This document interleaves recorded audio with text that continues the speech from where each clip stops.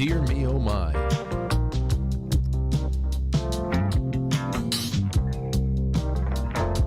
Hey. Welcome, ladies and gentlemen. Welcome back to the show. On a Tuesday evening, it's 6:54 p.m. I went live a couple of minutes early, literally a couple of minutes. I said, Frank, you should go live around 6:50, 6:47 today because we have to get off around 8 o'clock for band practice. And there's just so much to do. Well, you know, as it turns out, all I could eke out was a couple extra minutes. Only a couple. And here we are. The extra minutes have already been wasted with this banter. It's October 3rd, 2023, and greetings to you all of our friends that are watching on QuiteFrankly.tv, which is the hub of all things Quite Frankly. Hello to everybody on Rumble, on Twitch, on DLive, on Rockfin, on YouTube. I will probably just let things rock out on YouTube tonight since it's so short, but remember, everybody, any night could be our last night on YouTube. It's just a long history of strikes that have evaporated or been taken away, but there's just so much striking that has happened there over the last 4 years, and it could just go. So remember, they pull from everything, they slap you on the wrist for everything, and if we're not here tomorrow night at 7 o'clock, don't stop looking. Always put in your phone 7 o'clock, Quite Frankly. If it's a weeknight, it's Quite Frankly at 7 o'clock, QuiteFrankly.tv, and check there first, and then you can go out to all the other places and pick a spot that you like being at for the 7 o'clock show. But not to mention, we have some early morning warriors who are tuned in at WHYU-FM 89.1, somewhere down there near West Virginia. And all the best to you guys. Welcome to the Tuesday evening edition. It's just you and I, but we have plenty to do because we're going to be talking a little bit about public perception tonight, but in the way that we finally crack open the big story of the NPC phenomenon. It has a lot to do with what we had cooking last night with Mike Williams when we were talking about critical mass and the so-called Great Awakening that we're hoping for, that we're praying for, that we know that we're a part of. How quickly is it happening? And how much time is left on the game clock for it to be to our immediate advantage? You know, what we're doing is we're really playing against the historical cycles of civilizational rise and fall, as you know. And as I always said, even though you can trace it back throughout time, what has happened to different empires and countries and kingdoms, how they rise, they fall, they become full of themselves, they're mismanaged, the culture gets out of hand, they're subverted in some way from within or from without. Anyway, every dog has its day, and then all of a sudden the sun goes out, and then it's dark, and then eventually dawn, however many hundred years later. But why do I bring that up right now? Well, because what I always said that we have to see how it all works out is that this is the first time, at least in recorded human history, that we are going through a decline with the kind of technology that we have available to us, namely communication, mass communication technology, okay? For as soon as we had media that was widespread, that was national, that was international, whether it be the papers, whether it be the wires, radio, then the newsreels in movie theaters, whatever the hell it was, and of course you have the dawn of television and everything from there. This is the first time that we have been able to use technology as individuals to bypass what the central authorities are trying to throw at us. And that, of course, has given way to so many rebellious ways of communicating with very little effort, including memes and memetics, which will come up tonight. And the NPC, the rise of the NPC, where, you know, in the age of information, they say ignorance is a choice. Well, is it? Is it? Some people don't know that they have a choice because it is the Wild West, and it is there's a lot going on around us. That the chaos is real, and the chaos factor has to be calculated. So tonight we want to talk a little bit about and it's all based on a new blog that was just published on QuiteFrankly.tv by staff writer John Carroll. we're going to be working off of that in a little bit. But first, we have some breaking news. Well, we have some news, period. I want to thank my sponsors, BlueMonsterPrep.com, and all of our wonderful friends on the affiliates page on QuiteFrankly.tv. Everybody's there. Rob's Qigong classes are there. Jay Gulanello, you can find his links and his information through there. We've got gold. We've got silver. We've got Blue Monster Prep and all of their preparation needs. That's communication. That's water. That's food. That's everything you need. And then there's more. There's good humor. There's good botanical, healthy chocolate. Get yourself ready for the holidays. QuiteFrankly.tv. Also, just buy yourself a subscription. Become a sponsor of Quite Frankly over the holidays. Because there's a whole other world that you're not getting. There's the Sunday streams. There's so many other private bonus streams that are going to be launched now that I have a broadcast studio near 100% completion at my house. So there's so much more. There's the book clubs, which last night was the first session of the 5th book that we have read this year so far, The Godfather. And Jay Dyer and I had a wonderful time. If you think that this is just a shoot-'em-up pulp fiction novel, just a bunch of blood, gore, and sex, it's not. I mean, we went deep. We went deep last night. There's a whole lot there, philosophically, religiously. There's a whole lot there. So I hope you jump in on it because you will definitely breeze through that book. It is very fun so far. And we'll be taking care of that, chopping that up all throughout the rest of this month on Monday nights at 8:30.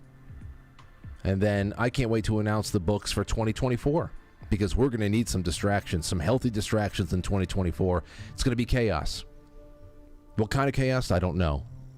We can fill out a bingo card, and at the end of the year, I'm definitely going to be we always do predictions at the end of the year, but this year, I'm definitely going to record our predictions. Everybody calling in one night, a couple of those last broadcasts of the year, I'm going to be recording at least 50 predictions from people in the audience of what we're going to be talking about December of 2024. Okay, 1 year later.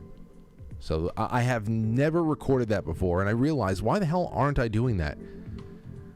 We should have physical records of all this stuff. Anyhow, yes, a couple of birthdays. I want to say thank you to... Here we go. Okay, dear Frankly, maybe you can fulfill a little wish and request. I'm from Germany. I'm the girlfriend of a huge fan of yours, your show. His name is Steven. He watches every night. And he's infected me with his enthusiasm for your show. He was even on your show live on the phone, and he talked about his Monday walks in Germany as a sign of demonstration during COVID lockdowns. His birthday was the end of September, around the 22nd, 1986. You're younger than me. And she said I would be happy if you would greet and congratulate him as a surprise. Well, Stephen, I am very, very sorry for my tardiness, but I hope that you have had a wonderful first couple of weeks of being the new age that you are. Well, if you're a year younger than me, then you just turned 38. Right? Or 37. Because I turned 39 in April. So happy birthday to you. And you have one hell of a girlfriend there. She really looks out for you. Best regards to all of you guys out there in Germany. Here's one. Hey, Frank, Phil in Florida. I was wondering if you can shout out my wife for her birthday. Her birthday is October 1st. That was Sunday, so if you can shout her out on Monday, well, hey, listen, I'm loving both of you guys down there, and I do remember you, because Phil said that he was the last year, he shouted out his wife, and I remember saying, well, what's her name? Her name's Ashley. Does everybody remember last year Phil got in touch with me to wish his wife a happy birthday, and he forgot to even give me her name? Well, he didn't forget this year. Happy birthday, Ashley, down in Florida with Phil, you guys. Here's another one. Aloha from Hawaii. Frank, could you wish my daughter Leah a happy 8th birthday? Also, please remind her to help take care of her cats, Mint Chip, and Spider Cat. Wait. Mint Chip, are those two separate cats? She has 3 cats? Mint, Chip, and Spider Cat? I thought that she was referencing the show. Mint Chip. We love watching the show. You are crushing it, brother. Keep it up. Sean from Hawaii. Well, love to all of you out there. Speaking of Sean, I want everybody to... It's been crazy with the friend of the show, guest, And I mean, he's a brand unto himself. But Sean David Morton has been dancing. I mean, his life has been hanging in the balance for the last couple of days at least. ICU. He's on a ventilator. He's being taken off. What's going on in his world right now is, he was very sick, even in the last couple of times that he was on the show, and he worked like hell, and he just liked being on. But he's in some serious situation right now, and I hope everybody can keep him in your thoughts. Sean David Morton, really good guy. He's been really good to me and to this show. Been a very gracious guest, and I hope he's all well. So we'll keep an ear out for what's going on with Sean. Is everybody ready for their emergency alert system Y2K disaster tomorrow? I heard everybody's turning off their devices between 2 and 4 p.m. as if the message is not going to be waiting for you when you turn it back on. But we will see how many people get turned into zombies tomorrow between 2 and 4, which is usually around a witching hour. That's usually like the witching hour. That's when everybody starts getting bottomed out, and they have no more energy because they're dehydrated. They haven't eaten in a while. This is going to be a different kind of thing here, though. And then there's this. Good news. Good news. The new Antichrist has dropped. Oh, whoops. Hold on, let me get up on the screen here. Here you go. This is from the Mirror. A church in AI takeover as sermon. Church in AI. Allowed AI to take over a sermon. I don't know where this was. It was a Methodist church in North Austin, Texas. The Word of God has now been officially taken over by AI, as proved by this robot-generated sermon, which included humans worshiping. You can now forget the stereotype that religion is backwards, as this Methodist church in Texas now uses artificial intelligence to conduct a service with ChatGPT. Leo Zagami must screech when he sees things like this. If this isn't Cyber Satan, I don't know what is. And they have down here, let's see here, using AI, Pastor Jay Cooper recorded the service while letting the artificial intelligence generator conduct the service, with AI being able to create prayers, a sermon, and an original song based on the sermon itself. So, but listen to the actual, an excerpt. Here's the opening sermon as prompted by Jay from the AI as follows. Let us begin our worship today with a call to worship. Here's the AI sermon. Come all who are weary, come all who are heavy laden. For in this place we find rest for our souls. Come, people of all backgrounds and all walks of life, for here we celebrate the diversity of God's creation. Boy, it's already very United Nations approved messaging, no doubt. Come, seekers of justice and peace, for together we strive to make the world a better place. Come, followers of Jesus, the way, the truth, and the life, for in his presence we find purpose and meaning. This message has been brought to you by the United Nations. Wow. So that happened in Texas. All right. Then we have Donald Trump, who's been gagged by a judge in New York who, by the looks of him, knows everything there is to know about gags. Ball gags. Judge issues gag order in Trump fraud trial as ex-president posts about law clerk. So Trump, you know what? I got to give him credit. He is just lashing out. He's just angry, and a righteous anger too, and good for him. And of course, he knows that there's consequences for everything. So let him have at it. This is from CNBC. Judge Arthur Engoron, you got to really look at this guy. You want to talk about physiognomy? Issued a gag order on making public remarks about his staff members after former President Donald Trump blasted the judge, his top law clerk, and the New York Attorney General Letitia James, who is the worst actress there is. Somebody should give her the Darth Vader cape as she walks around. She is such a bad actress. They need to give her some kind of an upgrade in her appearance, at least, because you can tell when she opens her mouth there is nothing intelligent about her. On the second day of business fraud trial against Trump and his company, James accuses Trump, two of his adult sons, the Trump Organization, and top executives of overvaluing their real estate property, even though the judge is undervaluing the real estate property. And we're talking about, as many people have put out there, we're talking about loans that had been already vetted by all the lending institutions. They've already been paid back with interest, and there's no injured party. So it's all the same thing.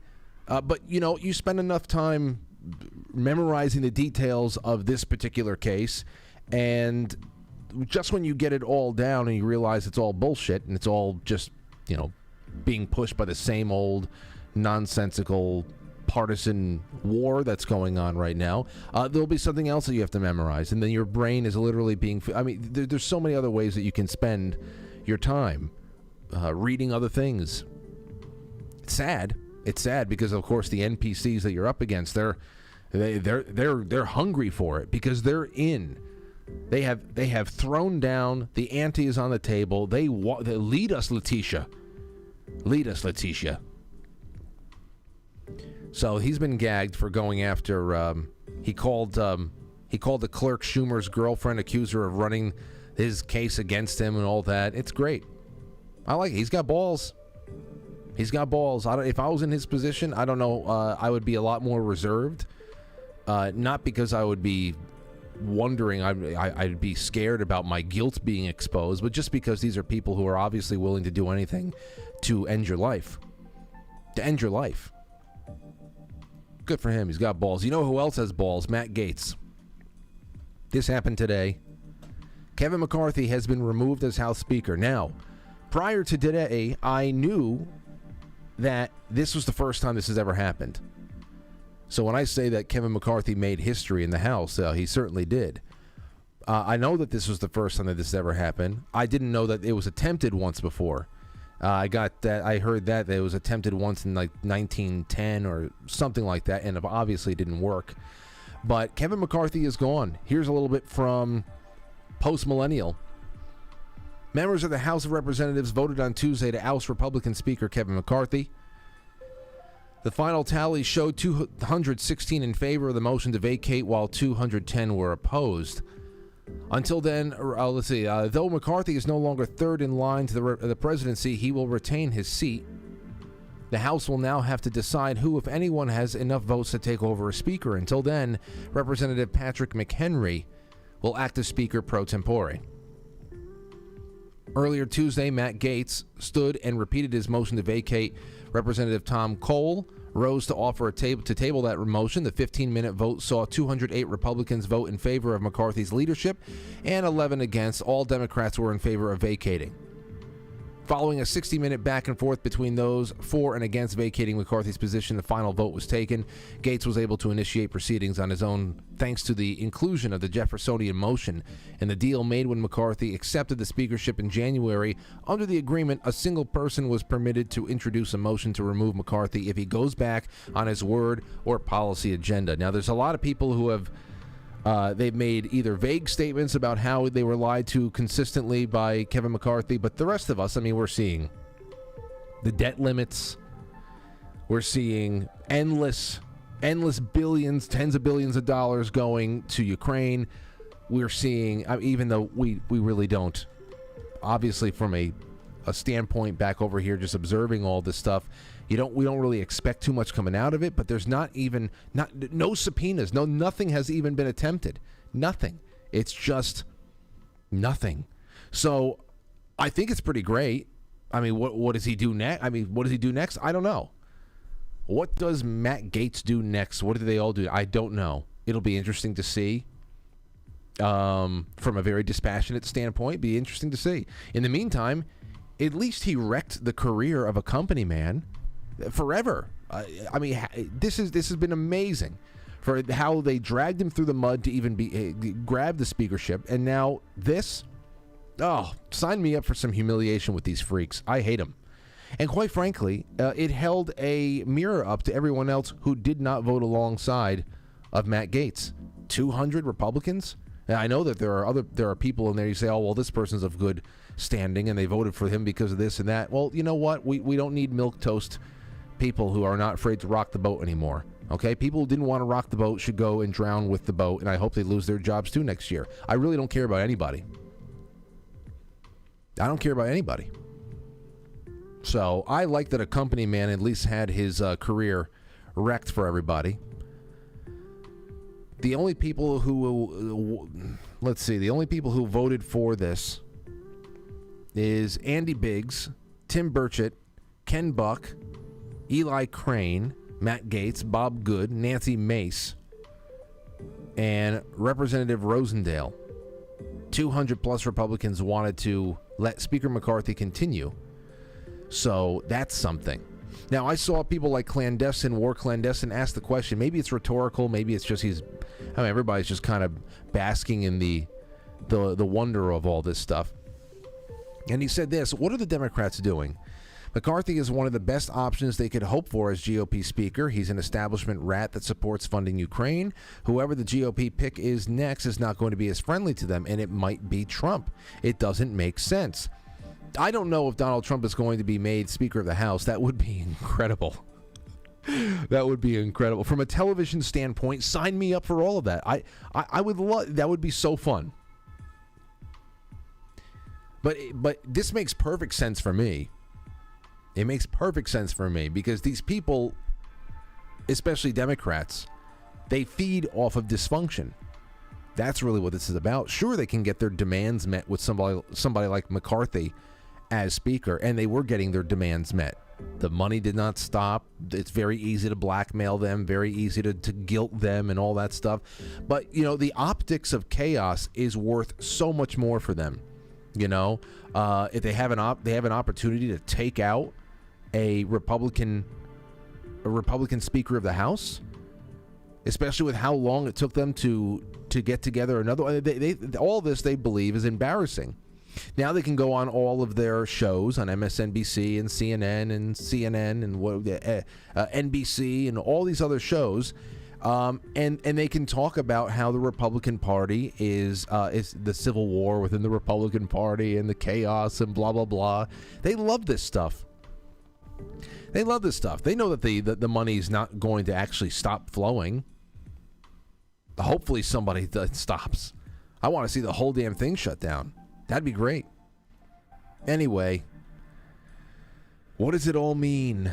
Well, tonight's show is going to be a lot about public perception. Obviously, there'll be other little pockets of time that for the next couple of days we'll be able to take some calls on this and field some opinions and some thoughts. Obviously, there's going to be a lot of development around this over the next few days.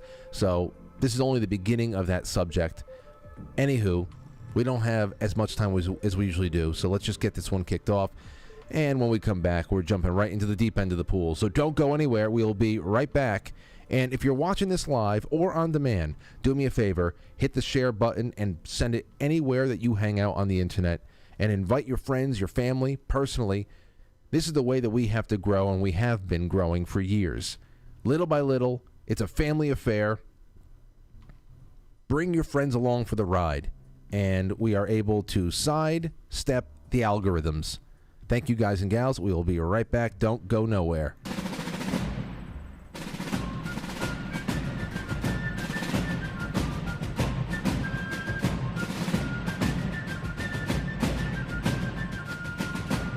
You let one ant stand up to us, then they all might stand up. Those puny little ants outnumber us 100 to 1. And if they ever figure that out, there goes our way of life. It's not about food. It's about keeping those ants in line. That's why we're going back. Does anybody else want to stay? Let's roll!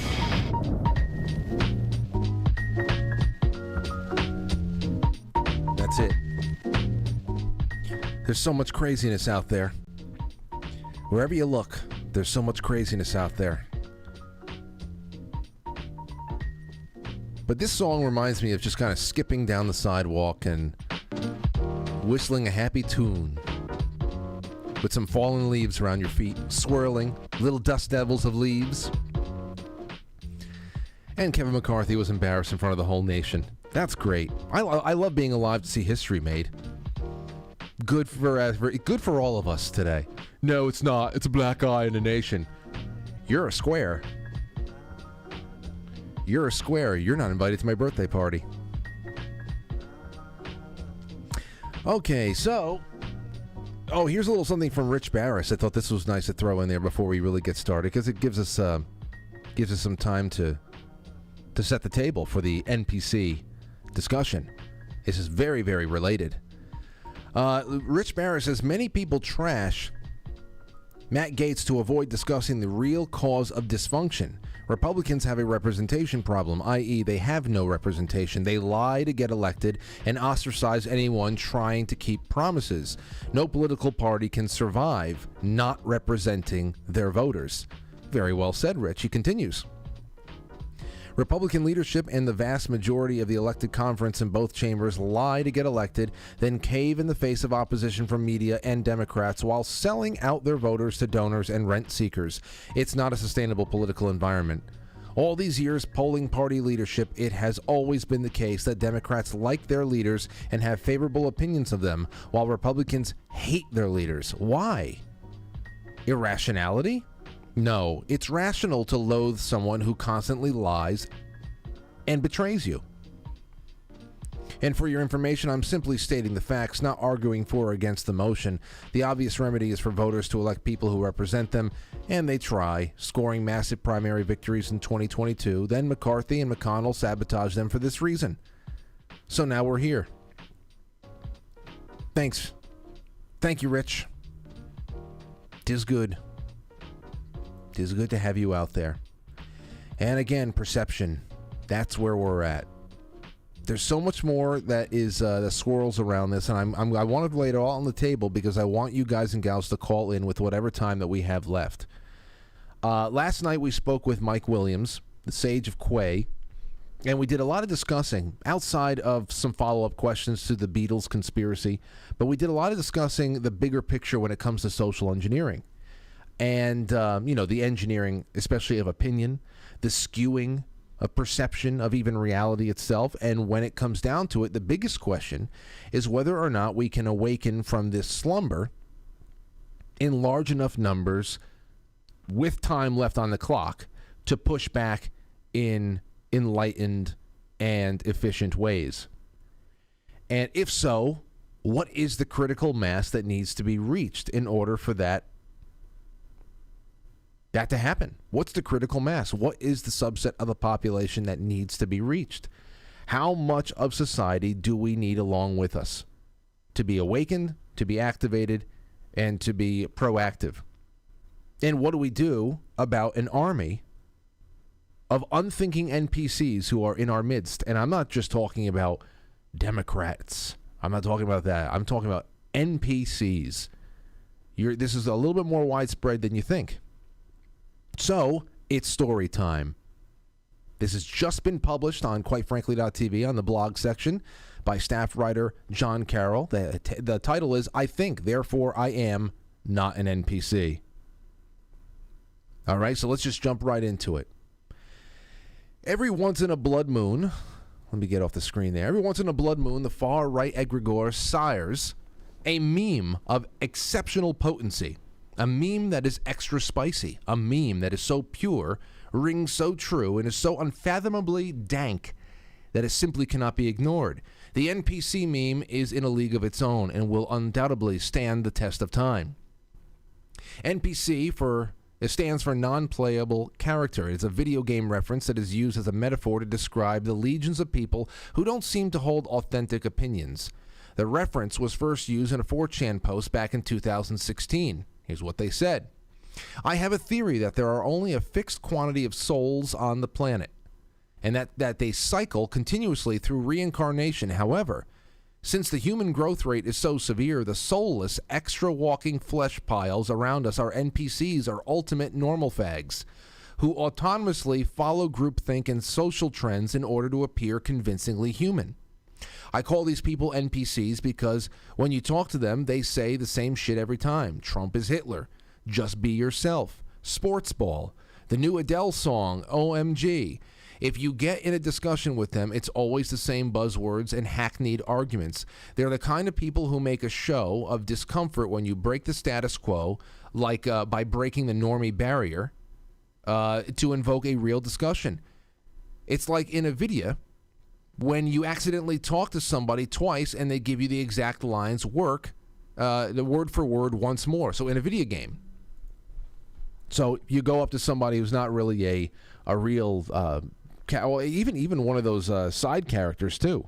You walk up to them. They are generated. They're actually programmed in, and they only have a set number of things you can talk to them about. Sometimes they'll give you a side quest, but once that's done, you only get a couple of comments about the weather. And then if you crowd their space, they threaten to fight you or something like that. Then you give them 15 minutes, 15 seconds. They calm down, they walk away, and it's like it never happened again.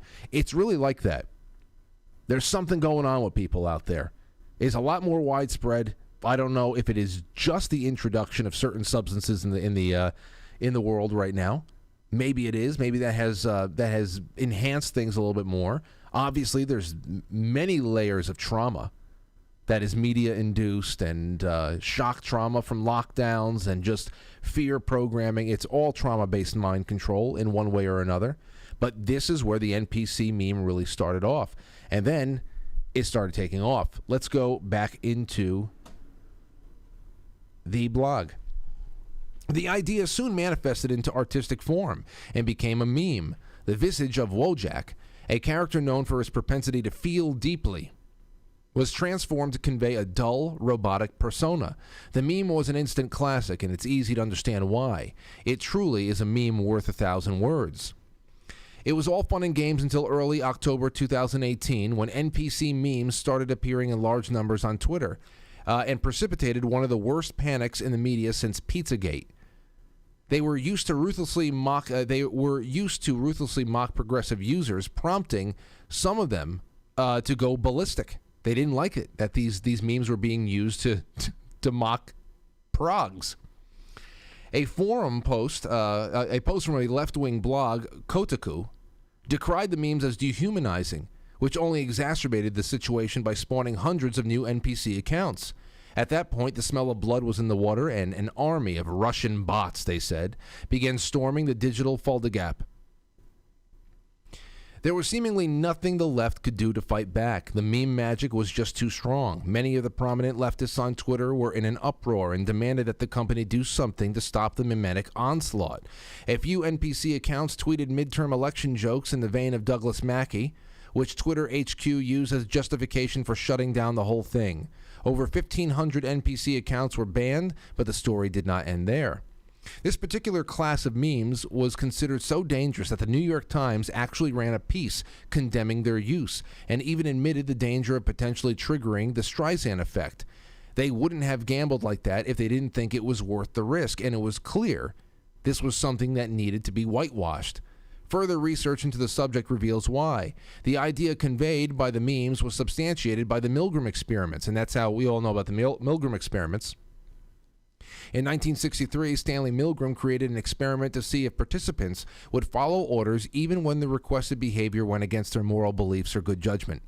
A researcher asked a participant to administer electric shocks to a test subject when he answered questions incorrectly. The test subject is an actor who makes noises of pain when he receives the shocks. The participant is made to believe that each shock is stronger than the last one. Well, he found that 80% of the population do not have the psychological or moral resources to defy an authority's order, no matter how illegitimate the order is. Therefore, only 20% have critical thinking capacity. This explains quite a lot. We continue.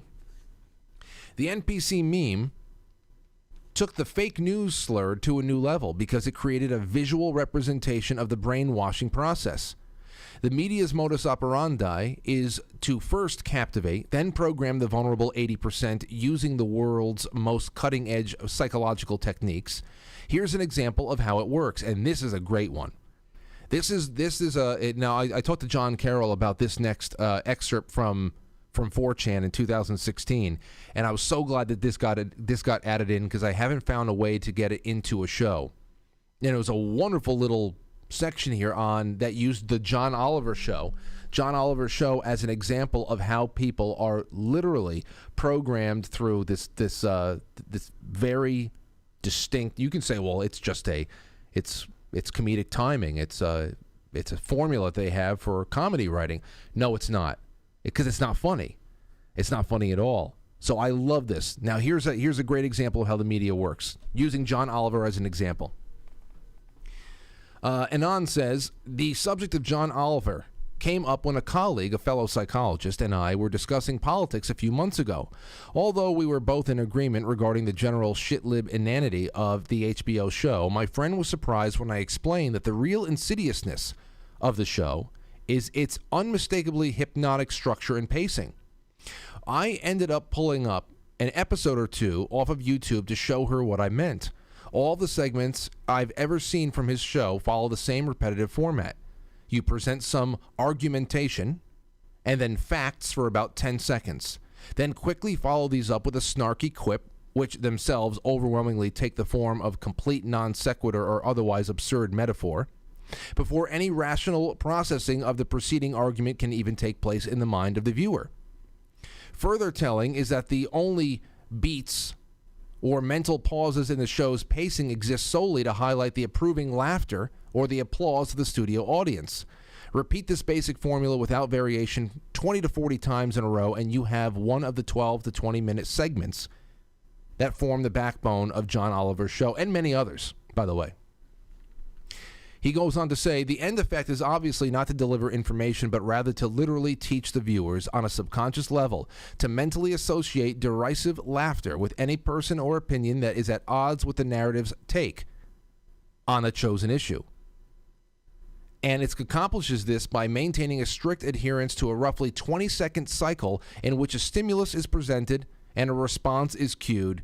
This is the sense in which the show is fundamentally hypnotic in effect, even more so than its precursors in the genre, The Daily Show, Colbert, etc. To my mind, Oliver's show is representative of the media's increasing mastery of the methodologies of mass conditioning. In fact, it is almost such a perfect technical accomplishment that I would almost have to admire it on a technical grounds, which moreover is in the hands of the entirely wrong people. And then there's the end result. Attempting to reason with demoralized people. This is Yuri Bezmenov. You all know him. Here's a quote.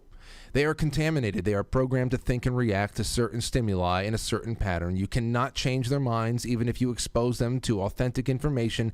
Even if you prove that white is white and black is black, you still cannot change the basic perception and the logic of behavior. In other words, these people, the process of demoralization is complete and irreversible. And then you have the Mr. Smith effect. In the movie The Matrix, Mr. Smith has the ability to enter any body at any time, of course, and this often occurs when the Matrix is threatened by Neo. The scenario is a reflection of our real world. For example, you're down at the coffee shop having a conversation with a friend and everything is fine until you mention something like 9/11 was an inside job. Now watch what happens. Up pops Mr. Smith to replace the person you were just having a conversation with, to attack you because all truths threaten the Matrix. The Matrix programmed into most people in their youth. Because of this Mr. Smith programming, these people become guardians of the Matrix. I always said, you can have a perfectly balanced conversation with somebody, with a person you've known your entire life, and then once you get to a certain line and that threshold is crossed, there is a switch that is flipped, and they are no longer in the room with you. I didn't know it's called the Mr. Smith effect, but it makes sense. Either works. But in this context, the term demoralization, as people need to remember, and I brought this up on the show before too, it does not mean to discourage, to demoralize, like morale has been killed, but it rather it's to remove people's morals in order to induce psychosis or a total loss of contact with reality. If 80% of the population is demoralized and cannot question authority, they will believe that authority even when it lies to them, and will obey its commands even when doing so is against their own self-interest. And it just so happens that the Portland Press-Herald and many others have reported in the last couple of years, in the U.S., 80% of adults are vaccinated against COVID-19 as parents await CDC approval for kids.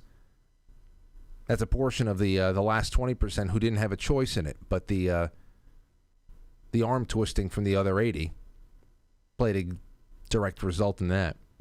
We're almost done here. The elites who understand this employ a strategy known as the Hegelian dialectic to force drastic changes into society. Specifically, they manufacture crises that are designed to incite trauma and fear in targeted populations. Once paralyzed, those populations are then easily persuaded to accept their pre-planned solutions. This is the name of the game. The NPC phenomenon corroborates the tipping point theory discussed in The Fourth Turning. This is why I wanted to bring this up on the night after Mike Williams was on the show, because we were talking about critical mass, the 100th monkey, and how what kind of mindset, what kind of population you have to be able to target in order for victory to become an eventuality for you. The tipping point theory posits that once 10% of society holds an unshakable belief, that belief will eventually be adopted by all of society. The main takeaway is that trying to red pill NPCs is a waste of time, because they will always follow authority no matter who that authority is. There is, however, a glimmer of hope among the sea of gray automatons. The current authority comprises less than 1% of society, but the segment of society capable of challenging the authority is much larger. Here's an excerpt from Chapter 2 of Colin Wilson's The Occult, A History, The Dark Side of the Moon. In the autumn of 1969, I discussed questions of the occult with the poet Robert Graves at his home in Majorca. Graves immediately made a remark that startled me. He said, occult powers are not so rare. 1 person in every 20 possesses them in some form. What interested me so much was the exact figure, 5%. This is all the figure for the dominant minority among human beings. This is also the figure for the dominant minority among human beings, 5%. In the early years of this century, Bernard Shaw asked the explorer Henry Stanley how many of his men could take over leadership of the party if he, Stanley, were ill. 1 in 20, said Stanley. That is the figure. Is that figure exact or approximate? Bernard Shaw asked. Stanley replied, it's exact. 1 in 20, 5%. The matter of the dominant 5% was rediscovered during the Korean War by the Chinese. Wishing to economize on manpower, they decided to divide their American prisoners into 2 groups, the enterprising ones and the passive ones. They soon discovered that the enterprising soldiers were exactly 1 in 20, 5%. When this dominant 5% was removed from the rest of the group, the others could be left with almost no guard at all. They would not be activated. So in short, the dilemma that we 5% face is how to handle this truth. Because NPCs have a huge influence on our lives. They are allowed to vote in elections. They serve as doctors, police officers, and members of a jury. Their way of life depends on the existence of megacorporations and tyrannical governments, so they instinctively defend the status quo. In times of crisis, their one-track minds yearn only for a return to normal. The question is, how can the 5% either outmaneuver the masses or hijack their reins and supplant the current authority?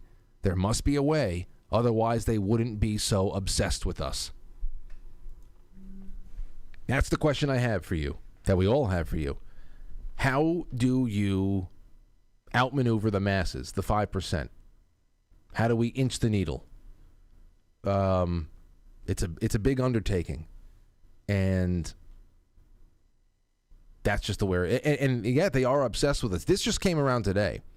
This is from randoland.us. It's I think it's a little bit of legislation or just some kind of appropriated funds that was made public in 2022. Listen to this. Little things like this are all over the place. National Science Foundation grant 2022, $214,000. It's actually $215,000 to the University of Georgia Research Foundation. Collaborative research. This is what it's for. Understanding how visual features of misinformation influence credibility perceptions. Today's misinformation posts have increasingly been presented in visual formats, such as images, memes, and videos. Compared to text, visuals are processed faster, they are remembered better, and are more likely to be shared on social media. As technology makes image and video manipulation accessible to the masses, visual misinformation can be a significant threat to national security, social cohesion, and public health. Yet we need to know more about how specific visual features such as color, face presence may influence how people evaluate credibility of visual posts. Now you can say, well, wouldn't this just be, it's good to understand these things. They understand how it all works. They understand how we are affected by this. They understand already. This is about fighting back and suppressing memes. Any little bit of communication that we are able to lob over to each other in this tightly controlled but still very wild media landscape, this new media landscape, which I believe still is the X factor in our generation, in the next couple of generations going forward, the X factor in seeing just how different history can be this time around. So there is a lot of access on this, a lot of accentuation on this too. So I want to hear what you guys and gals have to say. We're going to go on a really quick break. When we come back, the last 20 minutes is yours. I got this link out across all of the quite frankly spaces earlier on today, just so that if you had any thoughts, you would have them prepared for tonight.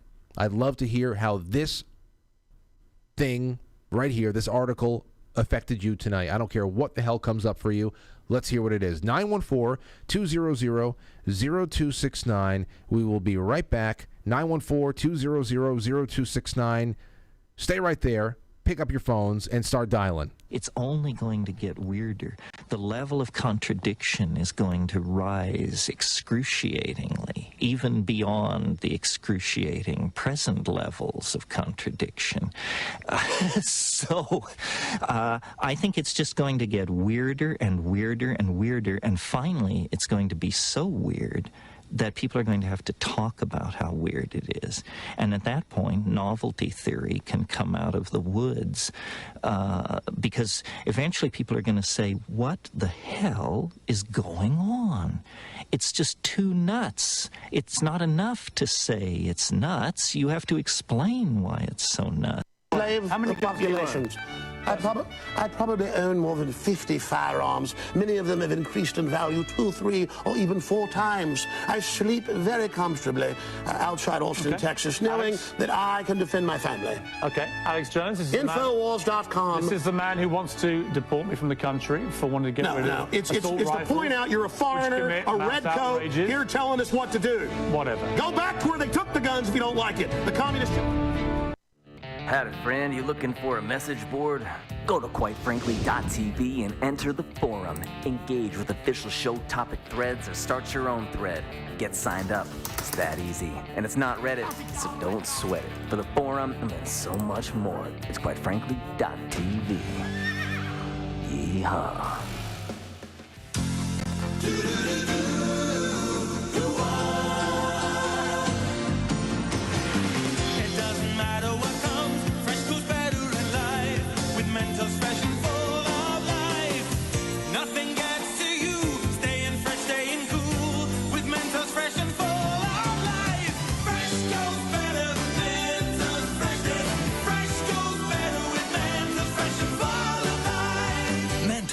The Fresh Maker.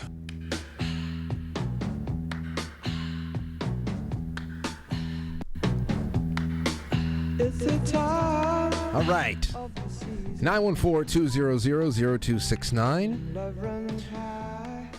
It's going to be a nice, short, snappy show tonight, but I think that we have plenty on the table here to cut up. How did this affect you?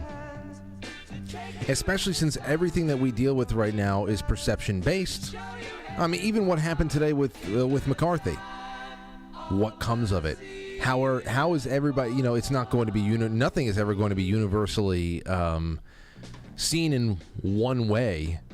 And there's so many unenlightened opinions out there of what's going on and what it all means and how serious the work of Congress is, how serious it has been. Would be interesting to hear what you have to say. First one up is... Oh, that just dropped off. Okay, 408, you're on the air. Go ahead. Hey, Frank, how's it going? Oh, it's going. Who's this? My name is Dominic, and I have a brief question tonight. It's sort of off topic. I hope that's okay. Go ahead, real quick. So you're from New York, is that right, Frank? Uh-huh. I'm curious, are you a New York hardcore kid? Did you grow up with like Madball and All Out War and stuff like that? Oh, we were listening to them. But I wasn't going. I mean, we got to play as far as being in the scene at the time.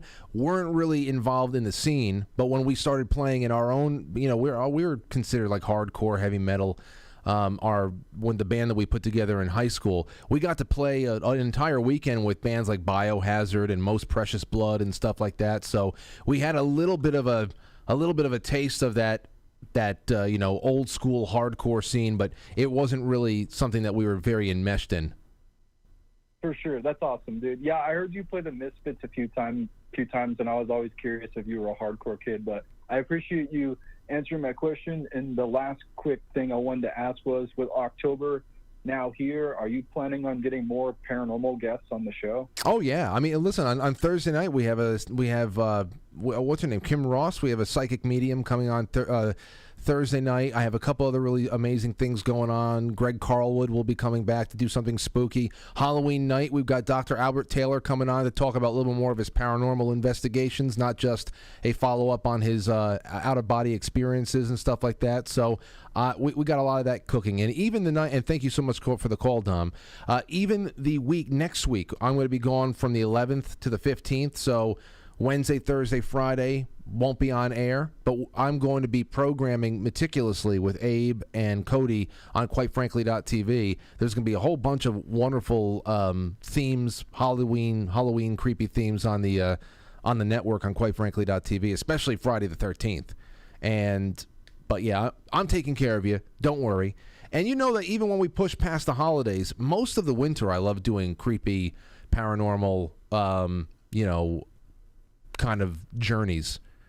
That's the season. All right, let's go. 520, you're on the air. Go ahead. Hey, Frank, how's it going? This is Airborne 99. Hell, what's going on, Airborne? How you been? Go ahead. Hey, good. Hey, I wanted to put you on Bright Inside.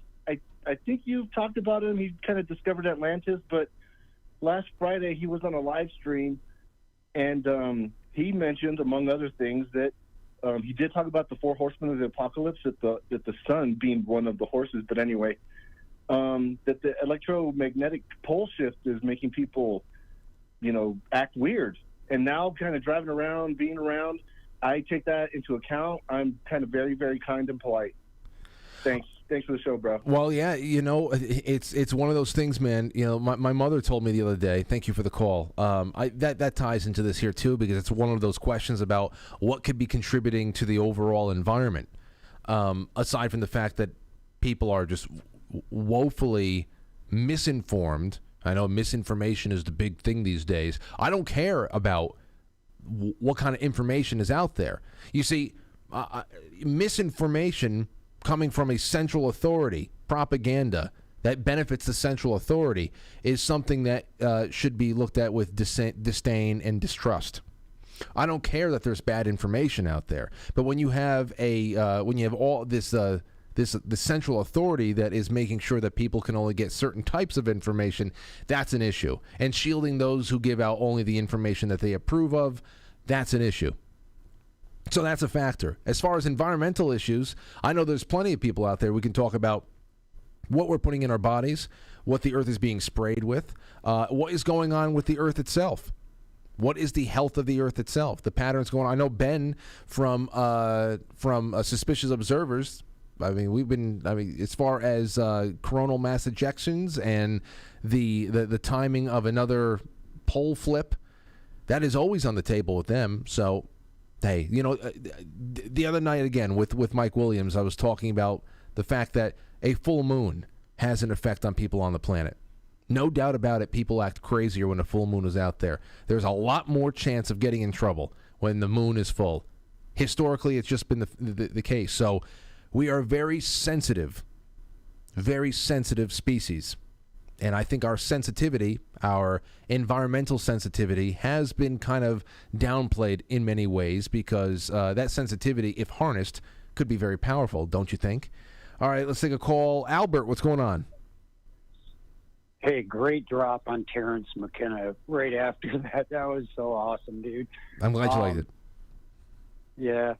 So, yeah, you you said it. What is it? What is it going to take?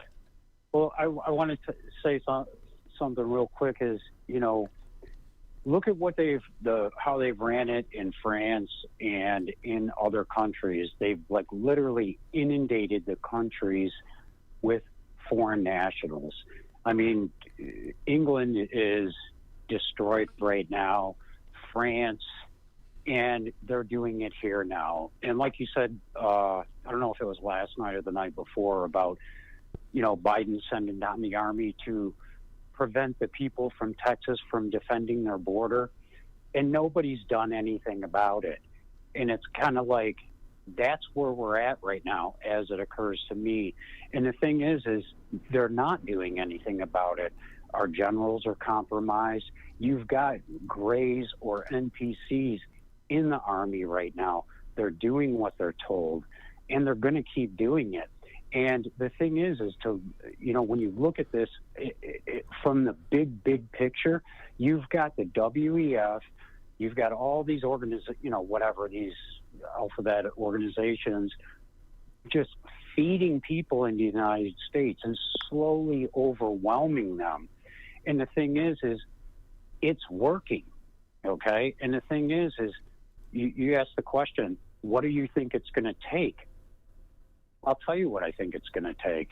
I think it's going to take something from another country when and if another country actually stands up. I think that the people in America need a kick in the ass, because it's just, and it kind of reminds me a long time ago, when John B. Wells first went, solo before I figured his shit out. He did have a lieutenant on there, because he does have good people on. He had a lieutenant or somebody from the Army, and he was talking about when he was in Afghanistan or somewhere, he was building his forces on top of on a ridge overlooking some village or whatnot. And, he would go up there and look at the village, and the village people down there knew something was going on. They could see it. It was right on their doorstep, but they didn't do anything. And he said they knew it was coming, and they didn't do anything. And that's what I think is happening right now in the United States. It's everybody's waiting for somebody to do something, and nobody's doing. And the thing is we don't have leadership. I know everybody's hoping Trump will get in there. As it occurs to me, and I'm not saying that this is correct, but I'm just saying as it occurs to me, it's the tail wagging the dog. And I think that, they're running the game from both sides and keeping everybody's hopes up with Trump. And I think he's in on the gig. I know a lot of people don't. And that's just where I'm at. But the whole thing is I think, like I said, as it occurs to me, what needs to happen is when Americans, the 5% that you're talking about, actually see action from another country, because everybody literally is submitting. Say they're not. Right. No. I get what you're saying. So your main and I thank you for the call. I only have a little bit more. I want to get a couple more people on. Oh, so gotcha. So what you're so your main takeaway is that our situation, as far as what's going to have to happen, is we are in a position now where we are going to have to take a very strong and pronounced cue from somewhere else, because we are just not the tip of the spear anymore. We are that fire that we were known for is just it's not there. I mean, maybe it's smoldering beneath the surface, but something else has to happen to awaken it, to puncture a vent. Who knows? But point taken, because I think a lot of people have wondered where the fight is in this country. And I'm not talking about physical fights either. Just being able to say no. I mean, no. That's it. Let's take a call. Is this John Paul Rice? Hey, Frank, it is. What's going on, John? Well, welcome. Listen, we got a few minutes left, but I'd love to hear how this is hitting you tonight, because I mean, this is in your wheelhouse, this kind of thing. Yeah. No, I mean, we're talking about the reality of the world, our existence, and what does it mean, and how to define it in a world of knowledge that is infinite in a material world, yet we're infinite beings of light and creation.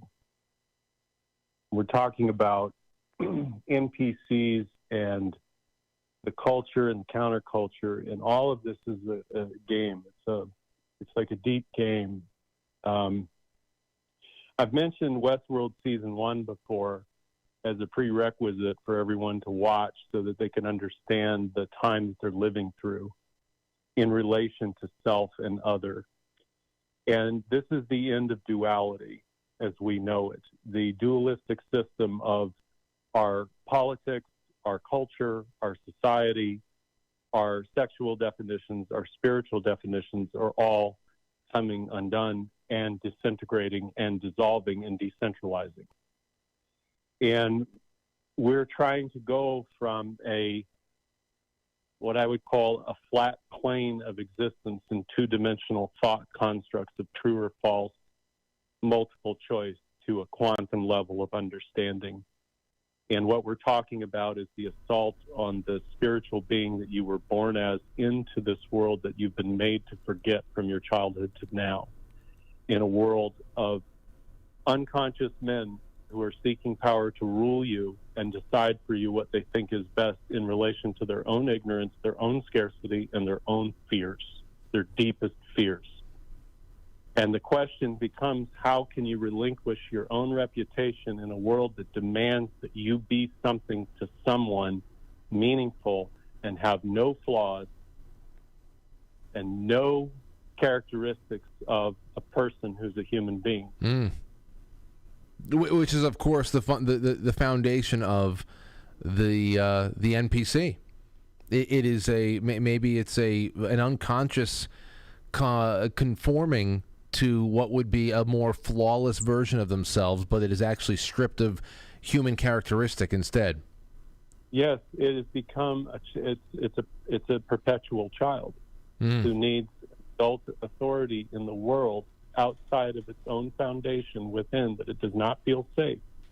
It needs to hold beliefs that are inaccurate and untrue and ignorant, not in the face of opposition politically or socially, but ignorant against its own self-interest.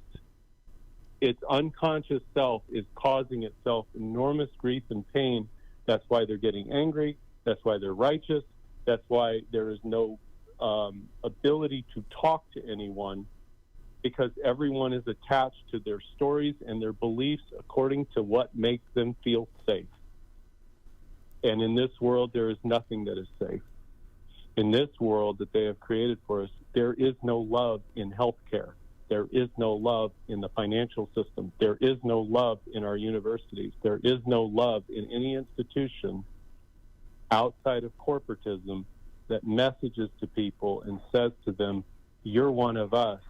We've got your back. And with a simple pronoun to the title of a PhD or a CEO, that can make you feel a legitimate person in this world. That's what we have allowed to happen to us. Everything that we have lost, we have forgotten who we are until now. This is a moment that is beyond all moments of time and space. It really is. When you consider what's bearing down on us with people are talking about near-death experiences, phenomena, metaphysical. You're going to have people in the religious institutions that can't conceive of a world with metaphysical principles and properties.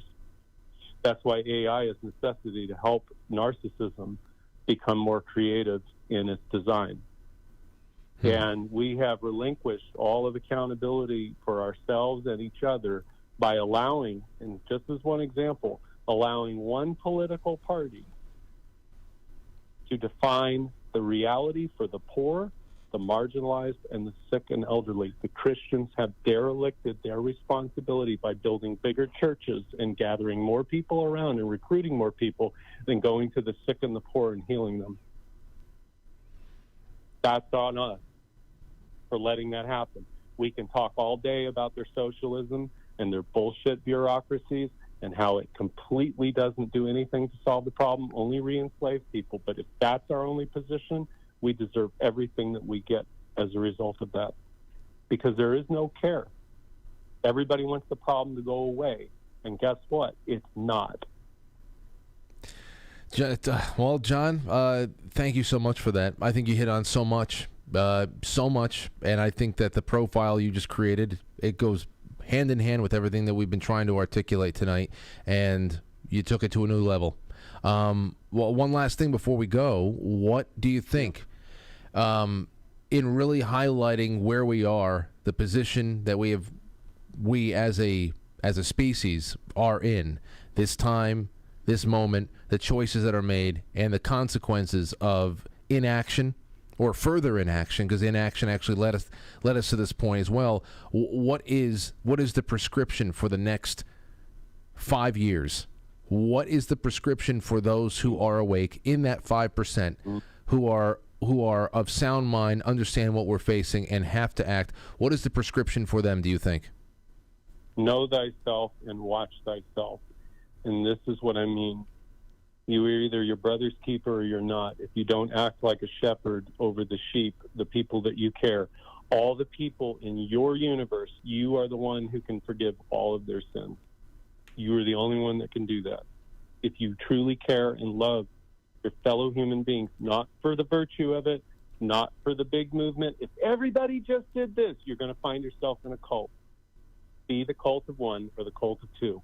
Partnership, love, reparenting, self-effacing. Let go of all the things that you cannot change that never were your responsibility. Guilt and shame that is toxic is the burden of all of our ancestral traumas. All of our parents, our grandparents, every ancestral family member has been alive before you till now. This is your moment to resurrect yourself by taking that cross up and fulfilling the destiny of all who came before you that never were able to get to this moment in humanity and its conscious evolution. You have a chance at changing the world. And if you disengage from all of this bullshit that they are doing to whip you up into this entire mess of a world that they have created for you in your mind, you will get lost in it. And I will tell you this for right now, from here to now and next year, you will see people that you never knew who would think that lost their mind or collapsed or were revealed for the frauds that they were. But the truth is how you respond to that in yourself makes all the difference in the world. You are the master of your universe. You are the center of your universe then, and all who witness that will come to your refuge and seek care, and you will give it to them and deliver it to them, and there will be no debate. There will be no beliefs that have to be maintained that are false in order to make that true. That will come from you. Thank you so much for the call, John. I'm so glad that you got through tonight. It's been a while since we spoke. I know we text off air, but I'm so glad you got through. Thank you, Frank. I appreciate you. All right. And thank you to your too. Absolutely. Thank you so much. This really capped off a show that I'm happy for that. Here's John Paul Rice, everybody. We'll definitely have him back sometime. I think the last time he was on the show was around Christmas time when we did a dive into It's a Wonderful Life. Wonderful episode. 8:02. The band is going to be walking through the door at any moment, so I've got to read some of our super chats right now. Let's see here. Julia Moretti says Fry X something. Don't know. I don't know if that is all code over there on Rockfin. Zang Dad Your D. I don't know what anything. That's odd. So that's on Rockfin. Thank you so much, Julia. On quitefranklysuperchat.com, Linda Love says, did I miss the special Aurora postcard? I love the show. Yeah, we sent out all of our postcards, I think by the 30th. Those are all out. Jay Britz says, go sports ball. Signed, the 95%. Revolution says, hello, Francis. Very behind super chat wise. Happy belated birthday to Aurora. Congrats on 100K. Congrats to Matt's on the new gig. Can't wait to hear more about Jay's retreat. That'll be on Friday night. Keep up the goodness, Rev. Good guy, Rev. Here Now Josh says, Frank, the wise little penny cricket says we should start calling AI CI, counterfeit intelligence. Yeah. Or inelegance? Counterfeit inelegance. Yeah, it's not intelligence. So counterfeit intelligence, perhaps. So I think that artificial intelligence is something that's a little bit more of an oxymoron to me. I can't make that work out. Mark Daga says, thanks for finding the perfect blend between politics, philosophy, spirit, science, settled and otherwise, music and mystical sprinkle. You're the only show that leaves me pondering throughout the day and warmer hearted than when I took off my pants. Yes, well, we're getting into the time of year where taking off your pants could inspire a little bit of a chill. In the Gilded, AK said the guy who Bright Insight was live streaming with was Suspicious Observers. So then that was a conversation that actually happened with Ben. That's a guy, I love to have both of those guys on the show. I love Jimmy Corsetti's work. Every once in a while we kind of interact on Twitter, but I'd love to get him on. He's friends with Michael Collins, who's going to be in studio with us next Tuesday night. So, I don't know. The future is bright. There's plenty of people we can talk to, and I'm sure that we'll get that all together. Really, really a lot of great conversations that have yet to be had. All right, well, another one over here is from Master T. It says, happy birthday shout out to the lovely and amazing Miss Kitty. Happy birthday, Miss Kitty. And let's go over to Rumble and see what waits for us there. We have one Rumble rant right now, and that is from, where are they? Jay Semo. Says, great show, great callers, thank you. Oh, I'm happy for it. Now, right now, I just got a text at 8:03 p.m. from the band saying they are en route. So I guess we have a couple more minutes. Let's take a couple more calls. 914-200-0269. Story time. Hot off the press, that blog is. You can go and read it yourself and leave some comments below. Let everybody know what you think about the whole NPC phenomenon, what it means, what the consequences are, where we're heading right now, and, of course, how the 5% can do some incredible things in the face of an overwhelming tidal wave of 95%. And, was it Albert who referred to the NPCs as the Greys? That is a great thing right there. To use the Greys interchangeable with gray aliens, but also the NPCs, the Greys, there's something very appropriate about that, because they are, in a way, alien. They are, in a way, alien. They've had a very specific part of their consciousness removed, altered, and mutated in some way. And well, then you're just proving them right when they say that that the NPC meme is dehumanizing. Well, I mean, they're human, but there's just a little bit of a spark that's been altered, and something that you would have to expect. You have to expect after all these years of being messed with by one institution or another. Now, the whole idea about there only being a certain number of souls, and that a boom in human bodies being born on the earth has created a very, very large surplus of bodies without a soul, that they're just kind of going through the motions, learning things. They are instinct. They are one thing. I don't know. I've asked that question to many people on the show before. Are there people out there who are without souls? Are we talking about empty vessels? Are there empty vessels on Earth? Especially when we start getting into the concept of laboratory births.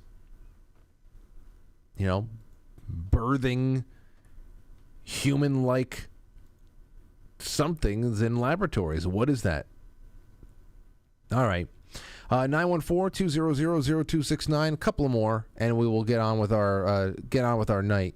Over on the Foxhole, which is quitefrankly.tv, Falkalon says, I just wanted to say I turned 43 today. My back, my knees, my shoulders hurt. Love you, Frank. Oh, Falkalon, I hope you're doing well. And shout out to your back, to your knees, to your shoulders. Robert Sarnes, thank you. Captain Flint says, Trump as speaker. C-SPAN would be most watched network. You're right. And I say, sign me up. sign me up. That's great television. Sean Joe, thank you. Paulie9363 says, I'm meme, therefore I am, said the NPC.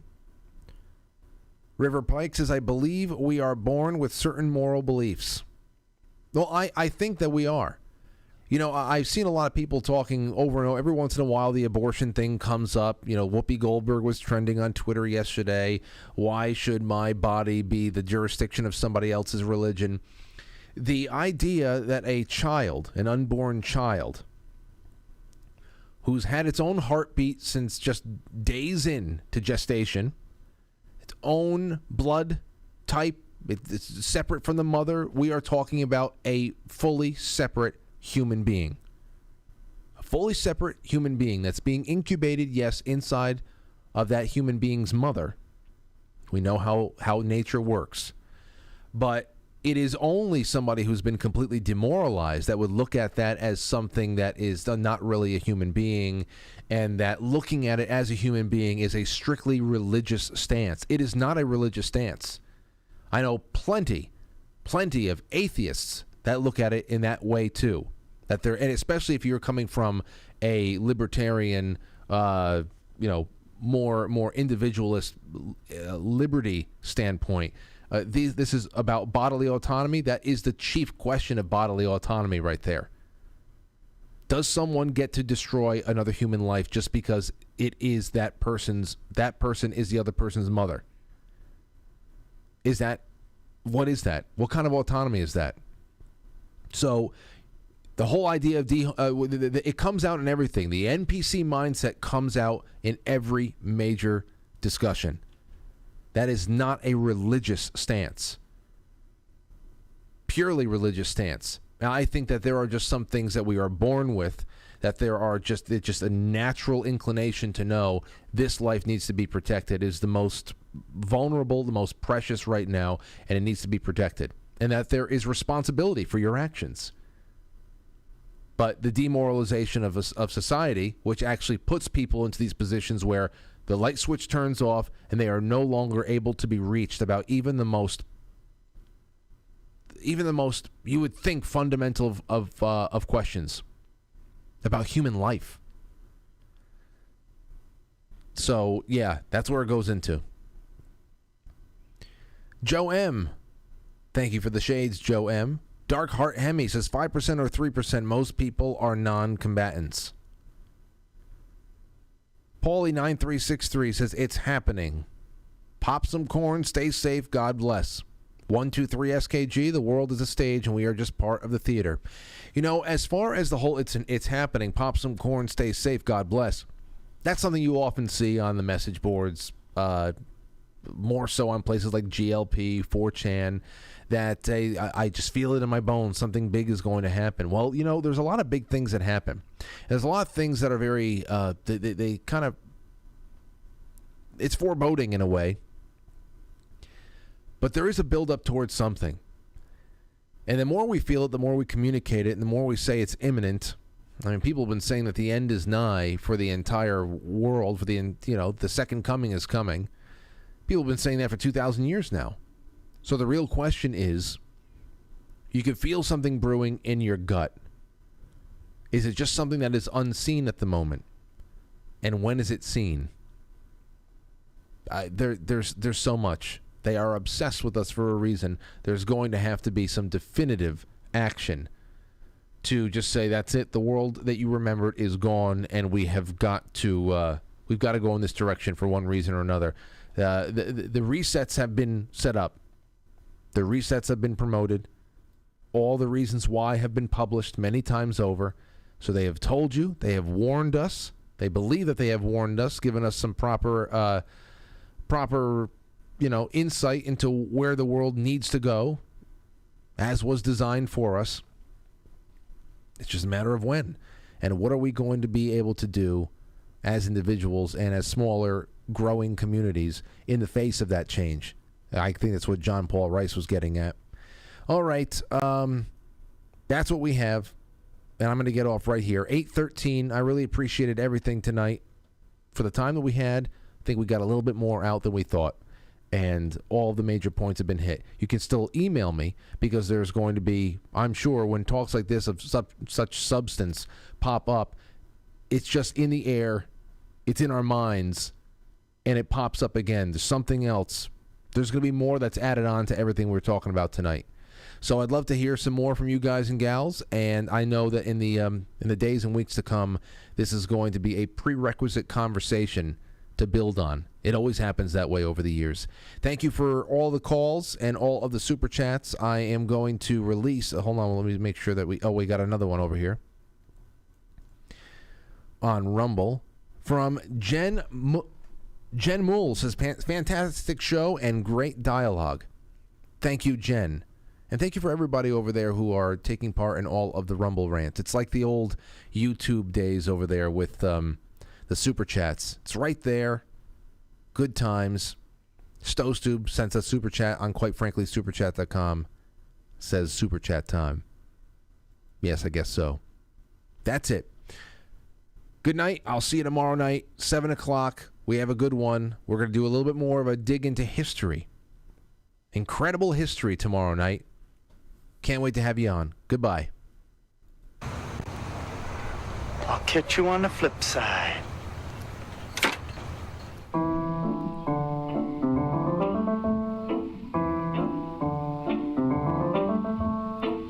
Quite Frankly is filmed before a live studio audience, and now our super chatters.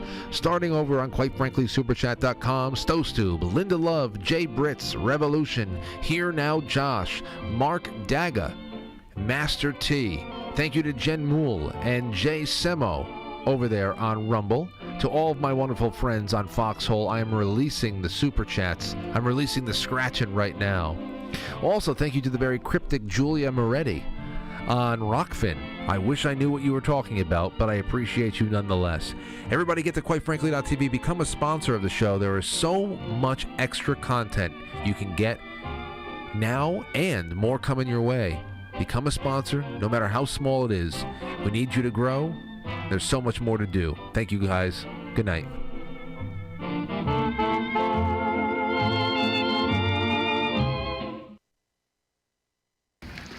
Really went downhill after the World Trade Center. You know, Quasimodo predicted all this. Who did what? All these problems, the Middle East, the end of the world. Nostradamus. Quasimodo's the hunchback of Notre Dame. Oh, right. Nostradamus. Nostradamus and Notre Dame. It's two different things completely.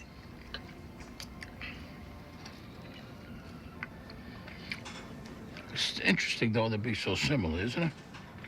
Then I always thought, okay, hunchback of Notre Dame. You also got your quarterback and your halfback of Notre Dame. When's a fucking cathedral? Obviously, I know. I'm just saying. It's interesting, the coincidence. What? You're going to tell me you never pondered that? The back thing with Notre Dame? No.